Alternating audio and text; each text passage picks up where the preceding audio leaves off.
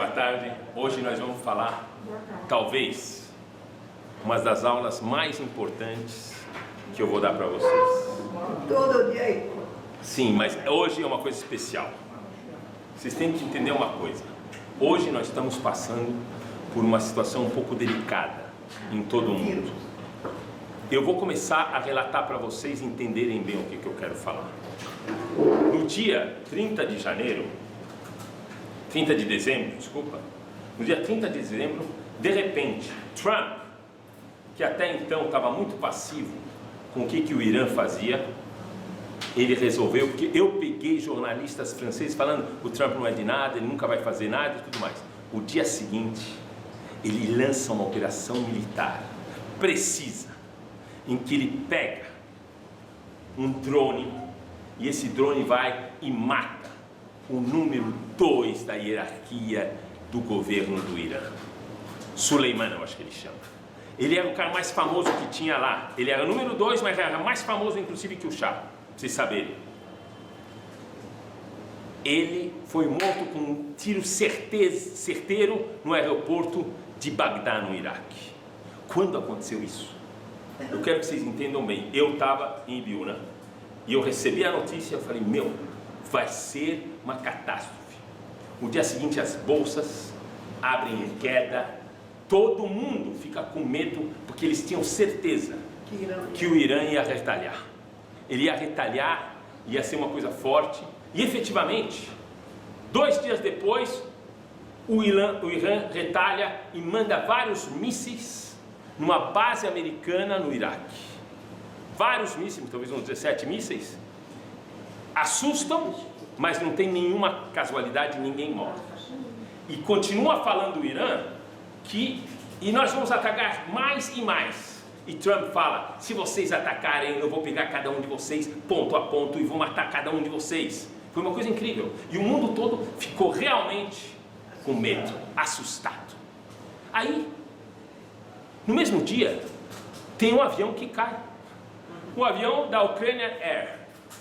Ele cai e todos os passageiros morrem.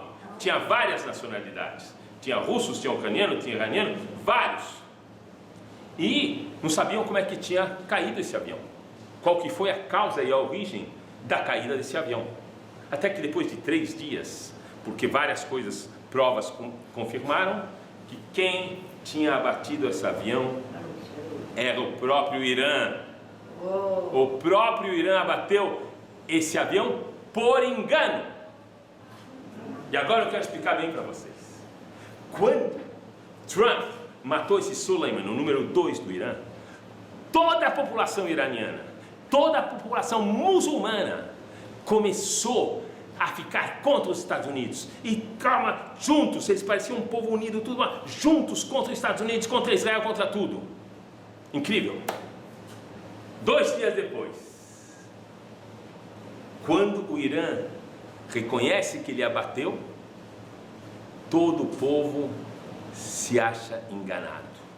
E aí eles todo esse povo que estava contra os Estados Unidos, começam a ficar contra o próprio governo do Irã. Olhem só os acontecimentos, eu quero que vocês percebam bem os acontecimentos. E aí realmente foi o maior acontecimento dos últimos 10 anos. Isso aqui foi uma coisa gravíssima, para vocês terem uma ideia. Esse personagem que foi morto. E depois disso, não se fala mais nada. Não se falou mais nada. Não se falou mais nada. Certo? Então nós vemos aqui que os Estados Unidos, ele tem uma potência militar fantástica. Sabe o que é um drone? Uma tecnologia, chegou lá e clac, e toda a bolsa, todo mundo sabe que isso daqui é uma situação delicada, entendeu? Não? E aí de repente, eu estava uma vez de uma notícia, talvez era 27, 28 de dezembro, uma pessoa fica doente em Wuhan, na China. Pode ser uma epidemia. Eu gosto dessas notícias quando elas começam, porque aí você começa a seguir elas, se vê que isso aqui vai começar a ter vai se ampliar. E aí começou, e depois de 5, 10 dias, 200 casos, já começam a ter mortos, e de repente toda a China praticamente fica isolada porque estamos na presença de um vírus que é o coronavírus. E esse vírus começa a se espalhar. Itália está fechada, o Irã está fechado, tem muitas coisas. Coreia do Norte, França vai começar a se fechar. Aqui no Brasil os casos estão aumentando, está subindo de 4 a 5 casos por dia, já estou começando a ampliar. E de repente, isso que eu quero que vocês entendam, de repente, um bichinho, vou chamar isso de bichinho, uma bactéria de menos de 1 milímetro, ela é capaz de assustar todo mundo, e a economia, em alguns dias, perde no mínimo 150 bilhões de dólares. As bolsas caem 30%, isso acontece, e o dólar, e o petróleo, vocês não sabem como é que é possível. Meu, eu tive uma coisa incrível que aconteceu. O que era?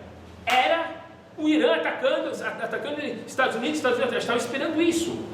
De repente, veio uma pequena bactéria. Ah, vocês têm poder, tem supremacia militar, tem tecnologia. Olhem para você, menos que 1 milímetro, e vocês estão de joelho. Vocês estão de joelho! E isso agora que nós vamos tentar explicar aí. O que aconteceu e por que as coisas acontecem. Na realidade, a gente tem que saber uma coisa.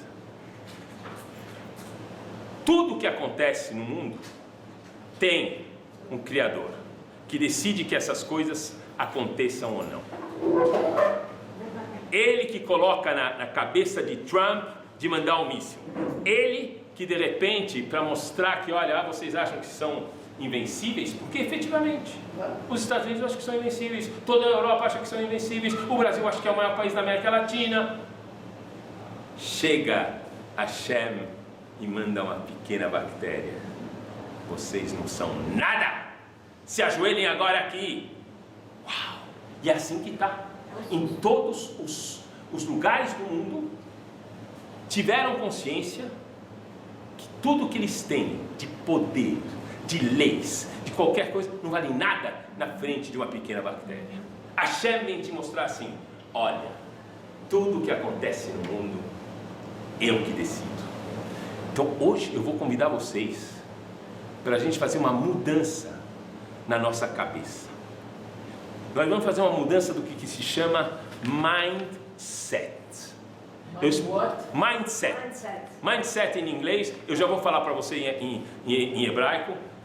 Mindset em francês quer dizer état d'esprit. Em hebraico quer dizer ashkafá. A maneira de você ver as coisas. Eu traduzo para vocês como está definido em português a palavra mindset. Mind é mente e set, como está colocada a tua mente. Mindset é o conjunto de valores, ideias, significados e atitudes que representam a maneira de agir e ver as coisas. A gente tem uma mania eu acho assim, então cada vez que eu recebo essa informação, eu reajo, imediatamente eu reajo. Com que cabeça? Com minha mindset, com minha maneira de ver as coisas. E hoje eu vou convidar vocês para a gente aprender a mudar o nosso mindset para que ele fique no lugar correto. E é uma coisa importante. Antes disso, eu preciso contar para vocês uma história que eu já contei, mas aqui nesse contexto ela é básica e importante. Eu preciso ir de novo para a França com um rei que se chama Henrique IV. Henrique IV, que ele mais gostava ele tinha um hobby, que era caçar. Ele gostava de caçar com arco e flecha. Ele era apaixonado por arco e flecha. E um dia ele está viajando com seus soldados, com sua carruagem, e ele passa por uma pequena cidade que se chama Rouen. Ele passa nessa cidade e de repente, quando ele chega num pátio, ele vê uma flecha enfincada bem forte na parede, justo no meio de um alvo. Ele falou: quem conseguiu Quem conseguiu acertar? Quem conseguiu acertar essa flecha? E aí ele olha do lado e ele vê que tem um jovem que está passeando com um arco e com flechas, se gabando. E aí o rei fala: você que atirou essa flecha? Fui eu, sim, majestade. Você vai me explicar como é que você fez isso? Eu preciso aprender isso daqui. É fantástico, eu nunca vi isso acontecer. Fala: não posso falar. Como você não pode falar? Sabe se você não pode falar? Guilhotina. Guilhotina, c'est fini. Clac! Aí ele falou: tá bom, mas tem uma coisa. O senhor então manda todo mundo embora e eu falo só para o senhor. E o rei aceitou o risco, ficou sozinho com ele. E aí o cara fala: me explica como é que você fez isso. E o jovem começa a explicar: eu vou lhe explicar de verdade, majestade, o senhor tem que entender bem. Eu, na verdade, não sou um bom arqueiro. Eu não sou um bom arqueiro. Sabe o que eu fiz? Eu peguei meu arco e minha flecha e eu me afastei o máximo e atirei a flecha numa parede branca e ela entrou bem fundo. E quando ela entrou fundo, eu fui lá e comecei a desenhar o alvo. Uau! Comecei a desenhar o alvo. Uau! O rei pegou e falou: que incrível! Vocês que riram agora, vocês têm que saber uma coisa. Esta é a atitude que a maioria das pessoas tem. Elas fazem o que elas querem fazer e depois criam uma teoria que sustenta essas atitudes. É genial, não é? É isto que todo mundo faz. Todo mundo cria o seu ismo. Temos judaísmo, islamismo, temos avivismo, temos ateísmo, temos o clementismo, temos satanismo, temos tudo que tem, todos os ismos existem, cada um tem o seu ismo. Cada um cria sua própria teoria do que ele tem que fazer. Isto é o seu mindset hoje. Você acha que você está totalmente pago? Vale a pena hoje, agora, saber o que é. Onde que temos que ter a referência? E para isso eu vou explicar para vocês de uma maneira clara. Eu estudei física na França, em Paris.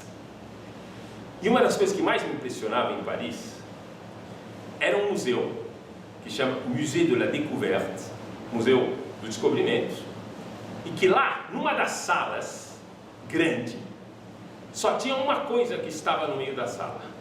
Vocês sabem o que tinha no meio da sala? Tinha uma coisa que em francês se chama un mètre étalon. Tinha simplesmente uma barra que tinha 1 metro de comprimento. E isso é o que eles chamavam do metro padrão. Ou seja, qualquer metro no mundo, para saber se é realmente metro, tinha que ser comparado com esse metro padrão que está em Paris até hoje. Porque eu não sei, eu tenho um metro aqui, mas talvez não é isso, não é isso. Como é que eu posso saber se realmente eu tenho que ter um padrão? E aí eu vou lá e slack, e eu vejo se está exato ou não está. Incrível. E agora eu preciso explicar para vocês bem. A cena se passa na Rússia. A cena se passa na Rússia e tem uma cidadezinha. E essa cidadezinha tem uma característica. Essa cidade, os especialistas dessa cidade eram os melhores limpadores de chaminé que existia na face da terra. Incrível esse tipo de chaminé. E como é que eles faziam? Eles eram chamados por várias cidades vizinhas para ir limpar todas as chaminés da cidade. E eles iam todos, e deixavam as mulheres, não tinha perigo, eles iam todos. Mas eles tinham uma atitude estranha. Eles sempre deixavam um homem com todas as mulheres. Um homem. E aí não se sabe exatamente. E aí eles iam. Você sabe quando você faz o trabalho de chaminé? Você tem que entrar na chaminé. Você tem que entrar na chaminé, e na chaminé tem um pouco de carvão, tem um pouco de ferrugem, foligem, várias coisas que não te deixam sair se estiver com uma camisa branca, toda ela limpinha. Ela fica toda ela impregnada de carvão, e não só isso, os cabelos, o rosto, tudo fica impregnado com essa sujeira. Mas eles eram os melhores limpadores. E quando acabava a limpeza, eles então se olhavam e se limpavam. Então cada um olhava para o outro, falava, estou limpo, não estou limpo, tal. Cada um se limpando de uma maneira, o máximo que eles podiam. Mesmo se tinham espelhos, eles se limpavam o máximo que eles podiam, tá certo? Eles sentiam efetivamente que estavam limpos. E agora vocês vão entender. Por que que eles deixavam um homem, só um homem com todas as mulheres? Porque quando eles voltavam para a cidade, eles se comparavam a esse padrão de limpeza desse homem que tinha ficado. Esse homem eles viam, será? Ele está limpo. E aí, em função disso, eles viam que eles não estavam limpos. Eles pensavam que estavam limpos, mas não estavam. Estavam totalmente sujos. Mas em função deles se espelharem no padrão, uau! Eles conseguiam se limpar. Ou seja, como? É igual do método. Sim, é por isso que eu falei do método. Eles têm que ter uma limpeza padrão. E agora eu explico para vocês. No mundo também é assim. No mundo, nós temos uma coisa que se chama judaísmo. O judeu é o padrão aqui neste mundo, em função de todas as loucuras que acontecem. Cada um tem uma ideia de fazer qualquer coisa, outro quer adotar casar com um cachorro, outro quer casar isso. Cada um pode fazer o que quiser. Chega, a Torá ela tem padrões fixos, claros e determinados. E tem uma coisa fantástica. Vocês sabem que Joe Biden, já ouviu falar de Joe Biden? Joe Biden é aquele que está sendo eleito para ser candidato democrata nas eleições dos Estados Unidos. Sim. Tem um outro sujeito que chama-se Sanders, que começou ganhando, mas hoje é o Joe Biden que está ganhando. Sabe qual que é a plataforma de Joe Biden? Ele chega e fala, quando eu for presidente, eu vou mudar isso, vou mudar aquilo. E cada vez que ele fala que vai mudar as coisas, mais e mais votos são angariados. Para você ter voto no mundo normal, você tem que preconizar mudanças. Nesse contexto, vem de uma maneira corajosa, firme e determinada a Torá e fala assim: a lei não muda, a lei nunca vai mudar. Quem tem que mudar é o homem. Uau! E aí nós temos a função do homem nesse mundo. O homem vem aqui para poder chegar aos comportamentos padrões que nós temos. Por quê? Uma das coisas conhecidas é que você tem que entender que as coisas que você faz têm algum sentido importante. Você não pode fazer as coisas do jeito que você quer. Já que temos esses padrões, temos que usá-los. E nós vamos entender o que as pessoas têm que fazer. Como eu posso hoje, em função desse coronavírus ou qualquer coisa que tem, o que eu posso fazer? Em função disso daqui, eu vou explicar bem para vocês o que é uma mudança. Você aprender e ter a coragem de mudar. Eu falei recentemente para vocês que nosso patriarca, ele se chamava Abraham Avinu. E Abraham Aivri, certo? Aivri, o que quer dizer Aivri? Vocês lembram? Hebreu. Sim, o que quer dizer? Hebreu. Sim, mas o que isso? Hebreu, Ivri, vem da palavra Ever. Ever Ayarden, do outro lado do Jordão. Do outro lado do Jordão. Para vocês entenderem isso, eu conto para vocês uma viagem que eu fiz para a Noruega. A Noruega é um dos países mais bonitos que existem. Noruega e Nova Zelândia são realmente os dois países com a natureza mais bonita que existe. E na Noruega tem uma coisa excelente. É um dos grandes produtores de salmão. E o salmão, ele nasce no rio. E ele vai até o mar, quando ele fica um pouco mais maduro, e ele vai descendo através de cachoeiras, através de cascatas e tudo mais, e ele chega até o rio, certo? E quando ele vai morrer, De volta ao rio. ele volta a exatamente o lugar onde ele nasceu. Exatamente. Ao mar. E agora eu explico para vocês. Para eles voltarem, como é que eles podem fazer para voltar? Eles têm que subir a cascata. E com uma força comunal, eles realmente sobem a cascata. E eu quero explicar uma coisa. Quando você está na cascata e nos rios, os salmões estão indo. Como como que eu sei desses salmões quais aqueles que estão vivos? Como que eu posso saber? Só tem um jeito. Aqueles que estão sendo levados pela correnteza, não sei. Mas aqueles que estão lutando contra a corrente, com certeza absoluta são vivos. E isso que Abraham fez. Abraham estava do outro lado. Toda a população de um lado, e Abraham, Aivri, com coragem, fez isso. Nós temos outra, e ele mudou a maneira de pensar do mundo. Tem outro personagem que fez isso também, foi Moshe. Moshe, ele chegou e iria mandar os espiões para visitarem a terra. E ele mandou 12 espiões, e um deles era seu assistente, que chamava Hoshea bin Nun. Antes dele ir, chega Moshe e fala: seu nome não vai mais ser Hoshea, eu vou colocar uma letra a mais, um Yud, e você vai passar a se chamar Yehoshua. Uau! E assim ele vai, ele volta, ele é um dos poucos, só ele e Caleb ben Yefune não vão falar mal da terra. E agora eu quero entender, o que é esse Yud, essa letra pequena que foi colocada? Não, esse Yud, Sarai, muito bem, muito bem. Esse Yud é que nem se fosse um pequeno, é a letra mais pequena, é um pequeno vírus, um vírus do bem, um vírus do bem que você inocula o cheia, e ele acaba em função disso aqui, em vez de estar mal, ele fica bem. Mas por que será que usaram essa letra Yud? Boa tarde. Por que usaram essa letra Yud? Eu explico para vocês, e a dona Rina ela já chutou a resposta. Sim. A gente tinha um personagem que se chamava Abraham. E Abraham não tinha filhos.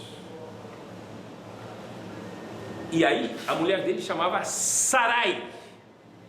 Não chamava Sará. E Deus acrescentou, tirou o Yud e colocou um rei. Então Sarai virou Sará. E esse Yud, ele foi usado para Yehoshua ben Nun. Por quê? Alguém sabe por quê, dona Rina? Por quê? Para abençoar. Por quê? Por que justo de Sarai, de uma mulher? E eu explico para vocês, e agora é isso que eu quero que vocês entendam. Eu quero agora que a senhora guarde bem para poder repetir. Porque Sará, tinha dado a serva dele, Hagar, para ir com Abraham. E nasceu um filho para Abraham que se chamou Ismael. Ele vai ter 13 anos de diferença com Yitzhak. E ele vai nascer, e assim que ele nasce, a atitude de Hagar com Sará é diferente. Mas quando nasce Yitzhak, ela percebe que tinha um risco muito grande da presença de Ismael com o seu filho Yitzhak. Ele pode aprender modos e métodos e valores ruins. E com coragem, chega Sarai e fala para Abraham: sabe o que? Eu quero que você mande embora a minha serva e o filho. E Abraham, que é o rei da bondade, como que ele vai mandar o filho embora? Ele não queria. Ele não queria até que Deus... O que ele falou, dona Viva? O que ele falou? Ele falou: Shema Bekolá, escute a voz dela, ela é mais grande que você. Shema Bekolá. E aqui nós temos uma coisa incrível. Essa mulher, ela tinha força de ir contra. Para, você está distraindo as pessoas, não quero. Isso mesmo, escutei. Ela é minha amiga, escutem bem. Sará, ela teve a força de ir contra o maior líder que já teve na face da terra. E ela falou: manda embora. Uau, uma mulher que tem essa força de ir contra, inclusive o maior líder. Se eu pego esse Yud, ele tem uma força que é muito mais forte do que só um Yud. Quando ele vai para Yehoshua, ele vai para ele ter também a coragem de, quando os espiões voltarem, e falaram que a terra é ruim, ele vai falar: não, a terra é boa. Agora vocês entenderam esse Yud, que foi para Oshea, que virou Yehoshua. Isso foi uma mudança desse homem, Oshea, para Yehoshua. Uma das coisas que a gente tem que entender aqui, e que é importante, é que todos os nossos heróis, Abraham, Isaac, Jacob, David, Moshe, Shlomo, sabe por que eles são nossos heróis? Não porque, como tem em todo mundo, que eles ganharam guerras, eram poderosos, eram ricos, vai saber o que eles eram. Eles só, e somente só, são nossos heróis. Por quê? Porque eles conseguiram, em função de uma situação, fazer o que tem que ser feito e não se deixar levar pelas próprias vontades que eles têm. Sim, quando Abraham ele consegue controlar e tem a ordem de matar o seu próprio filho, ele vai contra a sua natureza. Nossos heróis são heróis por causa disso, e não porque David Amelech ganhou guerras, e não porque Shlomo Amelech era o homem mais sábio do mundo. São heróis porque no momento decisivo eles souberam tomar a decisão. E temos um ponto importantíssimo. Am Israel é Am Israel Hai. E tudo que acontece na vida, qualquer informação que tiver nas notícias, a pessoa é obrigada a conhecer. A pessoa tem que ler as notícias que existem no mundo. Impressionante, vocês achavam que não ia ser assim. Pois saibam que sim. Mas tem uma pequena diferença. Não é necessário você ler a mesma notícia 10 vezes, e nem o conteúdo, e nem também a opinião desse ou daquele, que cada um não sabe o que fala. Só é importante você ler o título.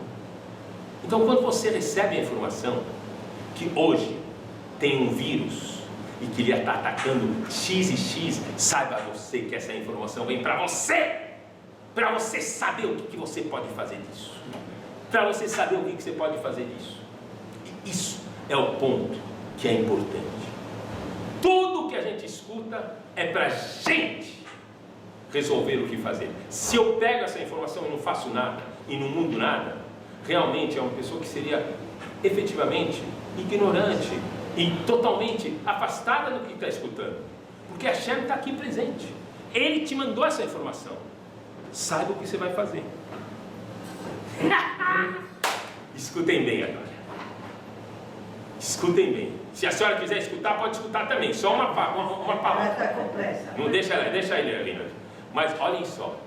Aonde que existe na Torá alguma coisa parecida com um vírus e talvez com a quarentena que existe hoje? Aonde que tem?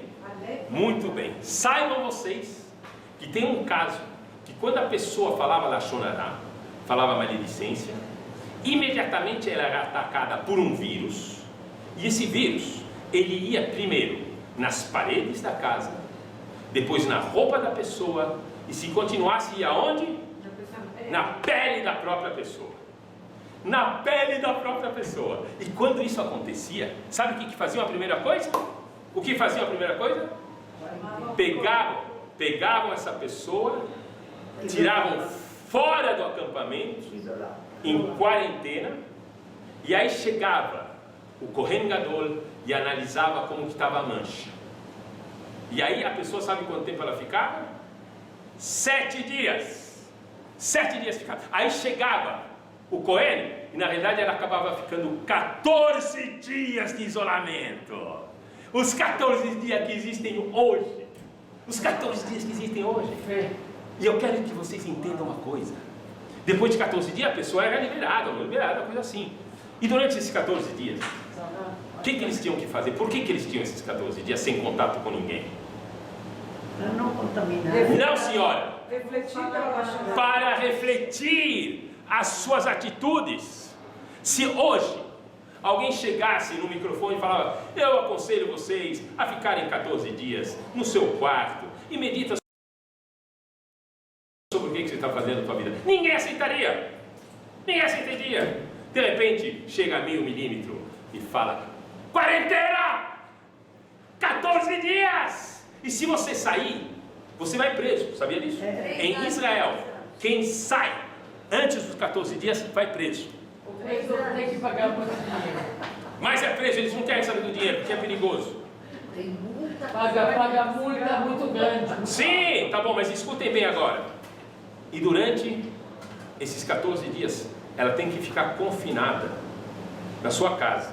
E se essa casa tem vários departamentos, vários quartos, ela só pode ficar num quarto. E se tiver outros integrantes na casa, ela não pode sair do quarto. Durante 14 dias ela não pode sair do quarto. Quarentena.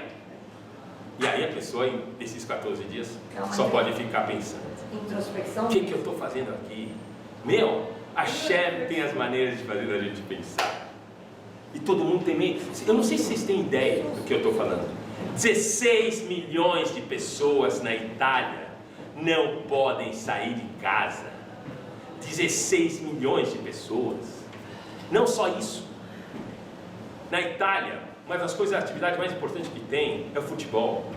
Pois saibam vocês que no futebol começaram a ter disputas de clube com 0 presença de espectadores.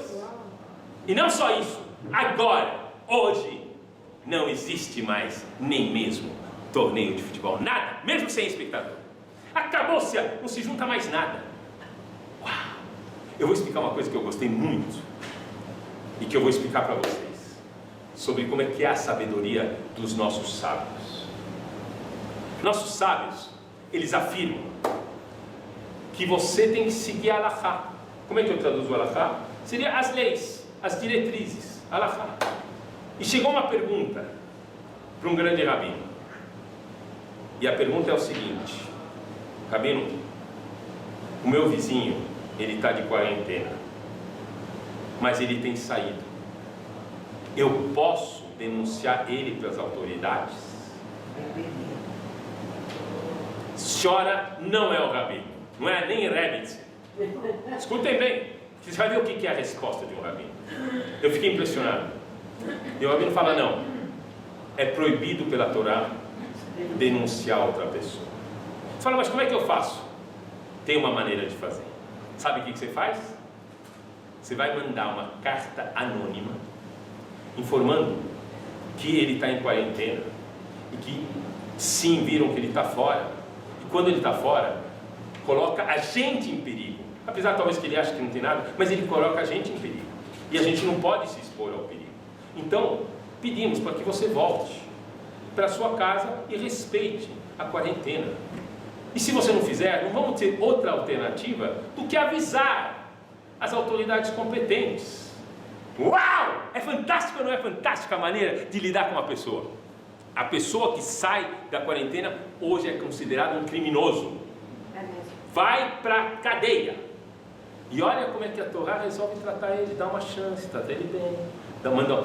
Ele não é envergonhado por ninguém, ele recebe uma carta anônima. E se efetivamente ele não faz, aí não tem um jeito, porque tem sacaná nefashot, tem perigo de vida. E aí sim ele vai ter que ser mostrado para as autoridades.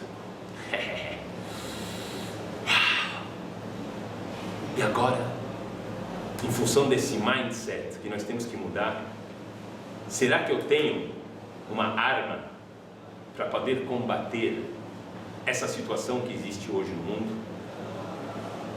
Tem 2 maneiras. A primeira delas a gente aprendeu da festa de Purim, que foi ontem.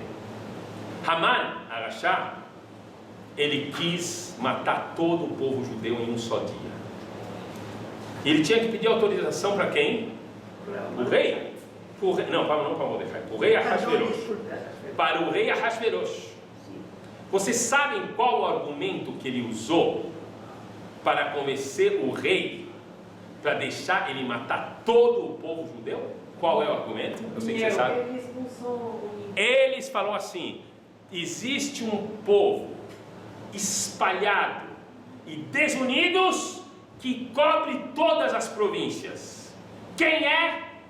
Am Israel. espalhados e desunidos. Pode acabar com eles. E daí nós aprendemos que se estamos espalhados e desunidos, não temos chance de vencer nada. Nós temos que estar unidos. Uma vez a Israel ficou unido é quando ele recebeu a Torá. Eles estavam no pé e eles eram considerados como um povo e uma alma, todos juntos. Então isso é uma arma, mas essa arma ela tem uma maneira de ser aplicada. E escreve isso que eu vou falar agora, dona Viva. Tem um princípio que se chama Olam Chesed Ibaneh. Chesed Ibaneh. Olam Chesed Ibaneh. Eu fiz um intervalo para deixar a senhora falar. O que quer dizer Olam Chesed Ibaneh? Olam quer dizer mundo, Chesed quer dizer bondade, e Ibaneh vem da palavra boné, construir. Tá certo? E eu traduzo: o mundo se sustenta pela bondade. O que quer dizer isso? E por que isto é a arma? Por que isto é a arma que permite eu lutar contra o que está acontecendo hoje com esse coronavírus? Hoje, cada uma de vocês vão sair daqui armadas. Vai sair daqui armada. Como que esse conceito Olam Chesed Ibaneh pode funcionar?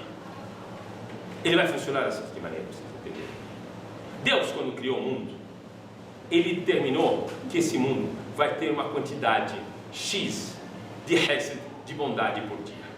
E é uma quantidade fixa, que faz com que a gente possa viver, que a gente possa fazer, que a gente possa fazer várias coisas. Mas isso não impede as grandes calamidades que existem no mundo. Porque esse Chesed não é totalmente suficiente, as pessoas têm que dar de si. Mas Hashem, na sua bondade infinita, criou um gatilho. Alguém já escutou a palavra gatilho? Por exemplo, gatilho salarial. Vocês lembram o que era isso? Gatilho salarial é quando a inflação atinge um certo pico, automaticamente, sem intervenção de ninguém, eram elevados os preços das coisas, os preços dos salários ou qualquer coisa assim. É um gatilho. Gatilho não depende do governo. Hashem criou um mecanismo que não depende dele. Qual é esse mecanismo? Olam Chesed Ibaneh. Ele falou, sabe o que? O mundo se sustenta pela bondade. Não pela bondade que Hashem dá, porque ele vai dar de qualquer jeito. Cada vez que um homem faz Chesed com seu próximo, cada vez que um homem faz Chesed com o próximo, automaticamente é liberado pelo gatilho uma quantidade extra de Chesed para o mundo. Não para você, nem para os seus familiares, para ninguém. Para o mundo. Ou seja, quando você faz Chesed com outra pessoa, de repente uma pessoa que ia ser atropelada no Japão, talvez não vai ser atropelada. Porque você criou essa... Então, se você começa a fazer Chesed, todo mundo unido fazendo Chesed, a quantidade de bondade que vai chegar no mundo é tão grande que acaba com qualquer coisa que esteja ruim. Vocês sabem, eu expliquei isso a vez passada, que as coisas erradas, elas são punidas por 4 gerações. E as coisas boas são recompensadas lá alafim. Lá alafim quer dizer milhares. O mínimo de milhares é 2.000. 2.000. Ou seja, as coisas boas são recompensadas até 2.000 gerações. E aqui nós entendemos que se a pessoa faz o mal é 4, se faz o bem é 2.000, a diferença entre o bem e o mal é 500 vezes maior. Se você faz o bem, você faz 500 vezes mais coisas do que o mal que fizeram. Eu preciso explicar uma coisa para vocês entenderem bem o que eu vou falar agora. Chesed é uma coisa importantíssima. E a história se passa em Auschwitz. Você se acha em Auschwitz e temos um prisioneiro que está lá, e temos um SS sádico, e que vem para ele e fala, olha, vou te dar uma chance de você ter talvez uma porção de sopa a mais. O que é? Sabe que a sopa era uma coisa importantíssima, muito importante. E ele falou, não quero. Falou, como você não quer? Estou te obrigando. E ele falou assim, sabe o que? Eu tenho um olho de vidro. Se você conseguir adivinhar qual que é o meu olho de vidro, você vai receber essa sua porção extra. Falou, não, prefiro não responder. E se você não acertar, shlack, sem dó, eles iam acabar com ele. E aí, o prisioneiro fala, tá bom. Ele pega e olha com muita atenção os dois olhos. E de repente ele fala, é este o olho! Este é o olho, que é o olho de vidro. E chega.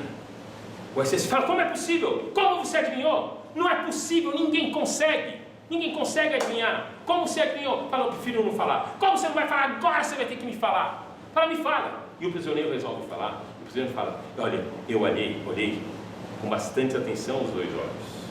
E eu vi que esse olho de vidro tinha ainda uma centelha de humanidade. Uau! Uau! Vocês entenderem o que é Hesed que a gente pode fazer. Nós vimos várias coisas hoje.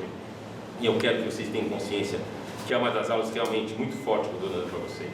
Vale a pena a gente se conscientizar que o 0,5 milímetros é capaz de destruir toda a teoria que cada um tem. E vale a pena você aprender que você não tem que jogar a tua flecha e fazer o que você quer. Vale a pena usar o metro padrão, que é as leis da Torá, e você se adaptar a elas. Aí sim temos chance. E usem. É tua responsabilidade. Hoje eu dei uma ferramenta que, se você não usar, você é culpada. Se você não começar a fazer Hesed hoje, para qualquer pessoa, você é culpada pelo fato que não estamos melhorando o mundo. É uma coisa tão simples. O que eu posso fazer com tudo isso? Você pode, você tem esse mecanismo. Olam Hesed Baneh, o gatilho que faz com que você ali possa salvar. Foi excelente eu ter falado com vocês. Muito prazer por ter me escutado. Eu queria só falar uma Pode falar.